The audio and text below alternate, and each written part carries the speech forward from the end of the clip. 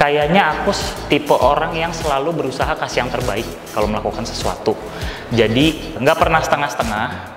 Ketika aku dikasih tanggung jawab apa, aku berusaha semaksimal mungkin menyelesaikan dengan baik atau bahkan melebihi ekspektasi yang dikasih. Jadi bukan supaya dia keren ya, dia hebat ya, enggak. Tapi ketika aku bisa melihat orang tersenyum, itu aku seneng. Ketika aku bisa ngedance dan orang bisa ikutan happy, atau mungkin ketika aku ngedance lagu yang galau-galau mereka bisa ikutan nangis gitu, itu aku seneng. Kenapa? Karena berarti apa yang aku sampaikan melalui tarian aku itu nyampe ke mereka gitu. Dan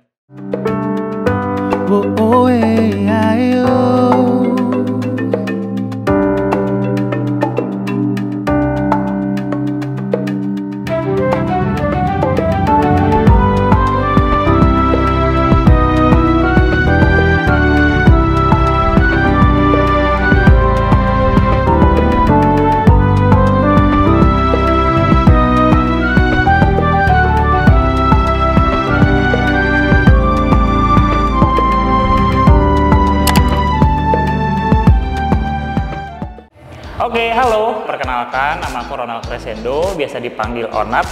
Usiaku sekarang menginjak 40. Nah, kesibukan aku sehari-hari, aku kerja di entertainment, aku sebagai seorang dancer, koreografer, coach juga. Dan basic keluarga aku emang dasar semuanya itu seniman, karena dari papa, mama, adik-adik aku semuanya itu emang terjun di dunia seni, tapi cuman aku sih yang ke dancing, seperti itu.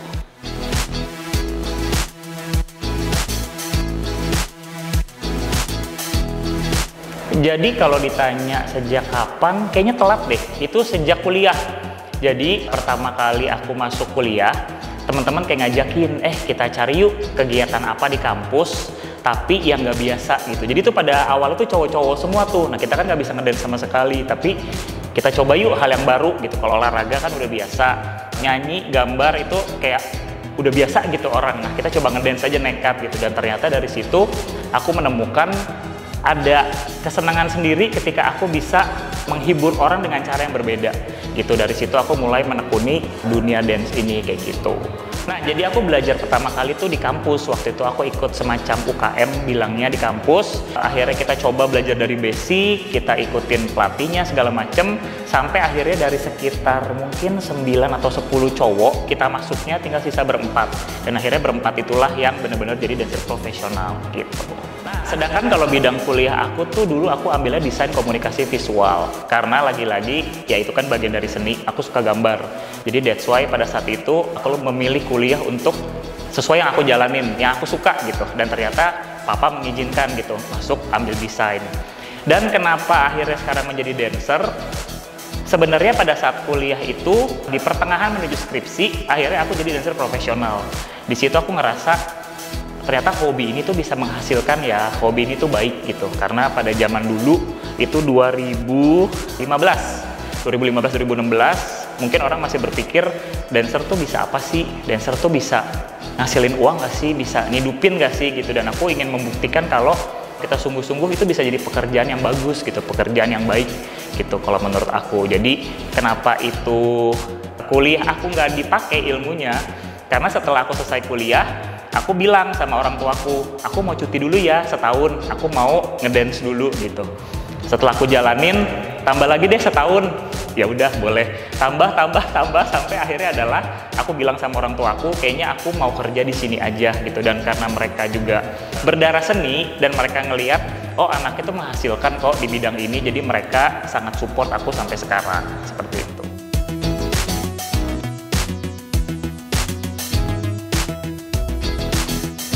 Kalau ditanya hal yang berkesan, itu banyak banget, karena mungkin aku sampai hari ini sekitar 15-16 tahun aku udah di dunia dance ini gitu. Cuman kalau ditanya paling berkesan adalah pertama, aku bisa ketemu berbagai macam orang. Dan aku bisa mengeksplor diri aku ketika aku ketemu klien yang seperti ini, artis yang seperti ini, penyanyi yang seperti ini, gimana cara aku ngajarin mereka, aku pendekatan sama mereka gitu. Jadi aku belajar banyak hal, bukan tentang dance aja, tapi pribadi aku juga bertumbuh gitu, karena aku harus menyesuaikan dengan karakter orang masing-masing. Dan yang pasti adalah aku bisa menjadi backing dancer artis-artis Indonesia maupun luar negeri. Aku bisa bikin koreografi untuk video klip, untuk artis, untuk penyanyi gitu. Jadi kalau ditanya sih sebenarnya banyak banget yang aku bisa achieve selama aku jadi dancer ini kayak gitu. Sampai hari ini kalau ditanya yang paling wow, aku akan selalu jawab, aku pernah menjadi backing dancer dari Jessie J waktu dia acara di Indonesia, dan itu aku diberi kehormatan, diberi kepercayaan untuk bikin koreografi dari lagu yang dia nyanyikan, dan menurut aku itu salah satu pencapaian terbesar dalam karir aku sih gitu.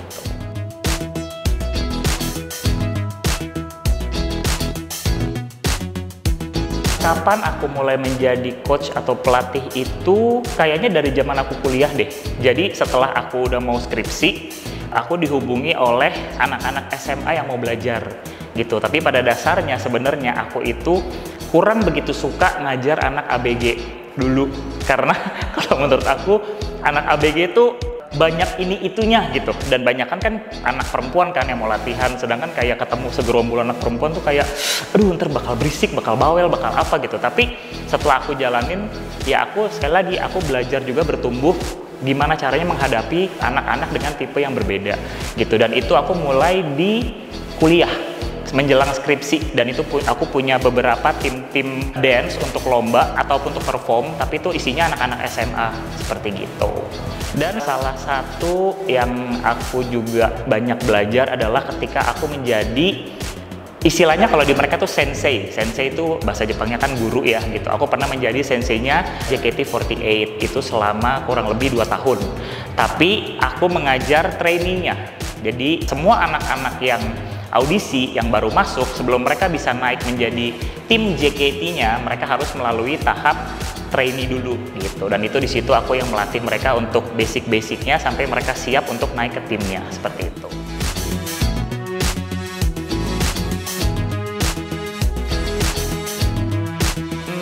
Pengalaman buruk aku rasa sebenarnya banyak sih ya. Tapi kalau yang paling menurut aku nggak enak adalah ketika kita harus, sometimes kita punya ego untuk membuat suatu karya, tapi kadang kita harus bisa menyesuaikan apa kemauan klien kita, apa kemauan orang yang hire kita gitu. Meskipun kadang-kadang menurut kita itu kayaknya aneh deh, itu kayaknya nggak sesuai deh, tapi ya lagi-lagi dia yang hire kita gitu. Jadi kita harus menurunkan ego kita. Tapi itu dibilang tidak menyenangkan ada kalau misalnya kliennya rese, atau kliennya yang udah minta apa, ganti apa, minta ganti apa, minta ganti apa gitu. Jadi kita harus benar-benar standby dengan berbagai 1000 cara, 1000 ide untuk bisa menyenangkan ya orang-orang yang hire kita gitu. Dan paling kalau misalnya ketemu dengan orang-orang yang sedang berlatih tapi males, tapi suka nggak mau berusaha, karena aku paling nggak suka sama orang yang nggak berusaha, karena menurut aku semua tuh pasti bisa asal kita ada usahanya kayak gitu. Jadi jangan ada kata menyerah sebelum coba. Nah aku paling nggak suka tuh kayak aduh udah nggak bisa deh, aduh udah pasti jelek, udah pasti ini gitu. Karena sebelum lu coba kenapa lu ngomong seperti itu aja sih kalau menurut aku yang nggak enak di setiap proses yang aku jalanin di dunia dance ini gitu. Kalau memutuskan untuk berhenti kayaknya enggak. Aku selalu bilang sama teman-teman kayak gini, kayaknya gue dance bisa sampai tua deh, bisa sampai seumur hidup sebelum gue dipanggil Tuhan gitu. Karena emang kenyataannya aku nggak bisa sih kalau nggak ngedance gitu. Ibaratnya aku nggak ngedance ngajar kelas, aku ntar bisa ngedance di sekarang aplikasi banyak yang kita bisa joget-joget segala macam gitu. Jadi kayaknya sih aku emang berhenti ketika nanti Tuhan suruh berhenti, dalam arti kata misalnya amit-amit kenapa itu aku baru berhenti. Tapi selama aku masih sehat, aku masih bernafas, mau umur berapa ya aku sih akan terus jalanin ini sih gitu.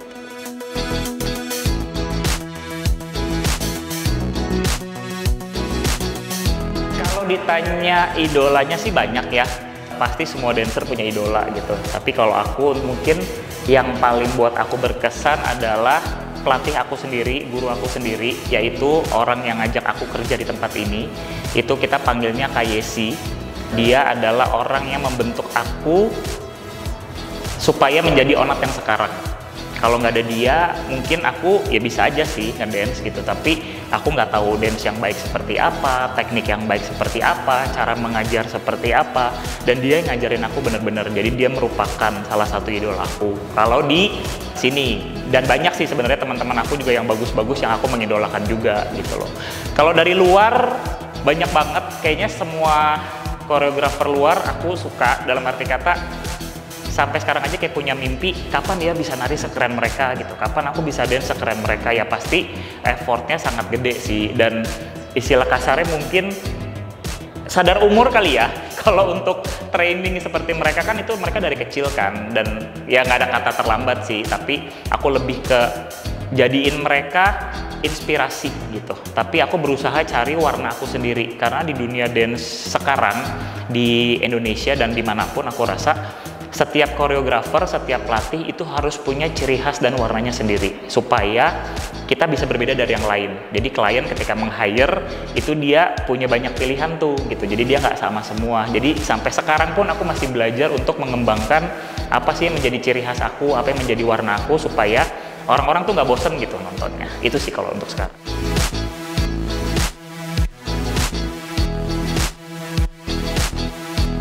Kalau ditanya memberi dampak bagi orang lain, kayaknya aku tipe orang yang selalu berusaha kasih yang terbaik kalau melakukan sesuatu. Jadi nggak pernah setengah-setengah. Ketika aku dikasih tanggung jawab apa, aku berusaha semaksimal mungkin menyelesaikan dengan baik atau bahkan melebihi ekspektasi yang dikasih. Jadi bukan supaya dia keren ya, dia hebat ya, enggak. Tapi ketika aku bisa melihat orang tersenyum, itu aku seneng. Ketika aku bisa ngedance dan orang bisa ikutan happy, atau mungkin ketika aku ngedance lagu yang galau-galau mereka bisa ikutan nangis gitu, itu aku seneng. Kenapa? Karena berarti apa yang aku sampaikan melalui tarian aku itu nyampe ke mereka gitu. Dan aku kan juga tergabung di satu komsel, itu kita suka pelayanan dance juga gitu. Kadang-kadang kita bisa ngajarin anak-anak yang tidak mampu atau apa gitu. Jadi kalau menurut aku sih sebenarnya dengan talenta dance yang dikasih ini, aku bisa memberikan banyak untuk orang sih gitu. Karena doa aku adalah, Tuhan selama aku masih hidup, aku pengen pakai dance ini tuh untuk banyak orang. Entah caranya apa, ya banyak caranya gitu. Salah satunya dengan mengajar ini kalau menurut aku kayak gitu.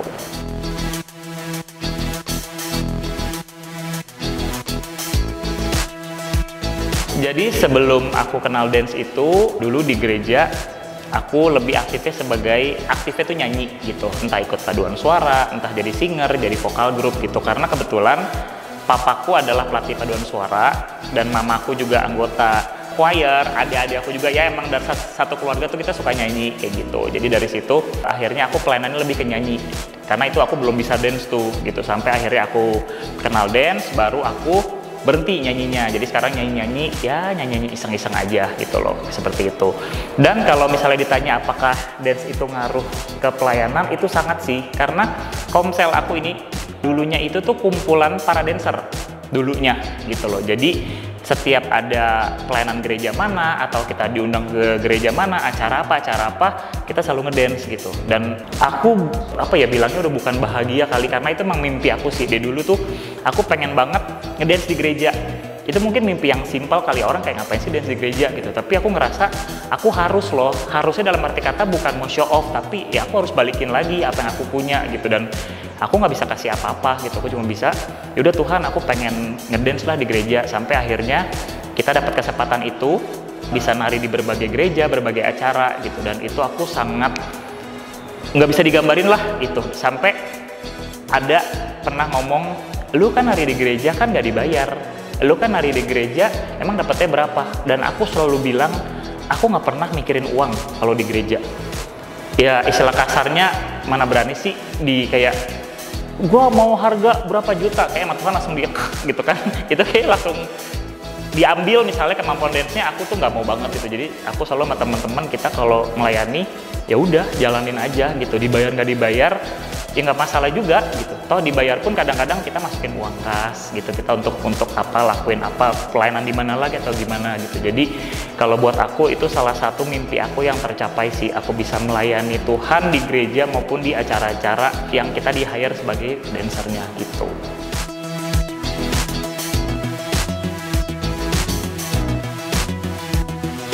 Kalau boleh jujur, mungkin di umur sekarang aku sih nggak mau bermimpi yang muluk-muluk ya gitu. Maksudnya aku cuman pengen memaintain apa yang aku udah jalanin sekarang gitu. Karena kayak aku sudah membangun nama seperti ini, seperti sekarang, aku sudah membangun relasi dengan klien-klien gitu.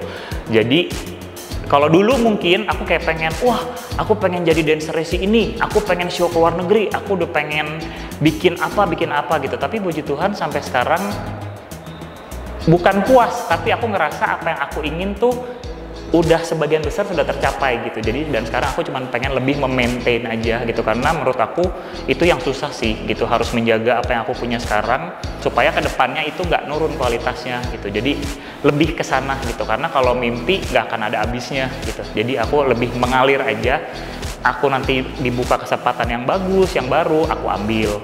Atau misalnya tiba-tiba pintunya ketutup, aku harus jalanin yang biasa aja, ya udah aku jalanin gitu. Jadi sekarang lebih mengalir aja dan memanage yang aku punya sekarang. Dari dulu aku tuh sebenarnya kepengen punya tempat sendiri gitu, dan dulu sempat nyaris gitu, tapi ternyata emang mungkin belum waktunya dan akhirnya nggak jadi gitu loh. Jadi kalau ditanya kepengen, aku rasa sih semua koreografer atau semua dancer mungkin pengen sih ya punya tempat sendiri yang kita bisa kontrol dan manage sesuai dengan maunya kita gitu loh. Tapi balik lagi gitu, aku sih sekarang lebih ngikutin aja gitu, mau dibawanya kemana, jalan ini apa, yang penting ya udah aku sungguh-sungguh aja dalam setiap apa yang aku jalanin, seperti itu.